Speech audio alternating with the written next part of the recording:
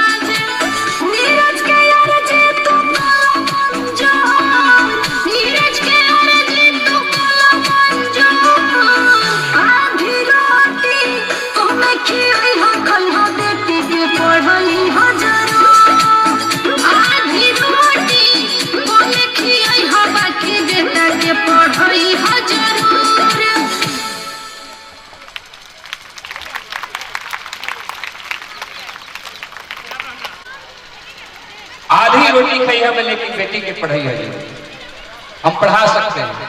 यदि चाहेंगे तो गरीब भी आदमी व्यक्ति पढ़ा सकता है। आज 350, 400 एक दिन का मिलता है गरीब मजदूर का। अगर 400 के हिसाब से 30 दिन मत काम कीजिए, 25 दिन भी कीजिए, 25 चौके 100 यानी 10,000 रुपया। 10,000 में से 2,000 अपने बच्चों के नाम से निकाल के रख दीजिए। 2 ट्यूशन धरा दीजिए, कॉपी किताब ला दीजिए, आपका बच्चा पढ़ेगा। न कैसे पढ़ेगा? मैंने उसी तरह से पढ़ा है। एक चीज और मैं बताऊंगा आपको, प्रतिदिन 10, 20, 50 रुपए आप क्या बोलते हैं बाजार में नशा में खत्म कर देते होंगे, पान गुटखा सिगरेट वगैरह। उसमें से थोड़ा कटौती कर दिया तो छोड़ ही दीजिए ना, छोड़ ही दीजिए। अगर नहीं छूटा है तो उसमें कटौती करके उसी में से बच्चा का पढ़ाई के लिए लगा दीजिए। यदि आपके घर से एक बच्चा शिक्षित हो जाता है, आगे बढ़ जाता है, तो आगे आने वाली जितनी भी पीढ़ियां है आपको शिक्षित भी दिखाई देगा, अनपढ़ दिखाई कभी नहीं देगा। ये मेरा वादा है। चलिए बहुत बहुत धन्यवाद। एक कलम क्या संदेश दे रहा है, जमीन से आसमां जाने के लिए लाडली करेंगे।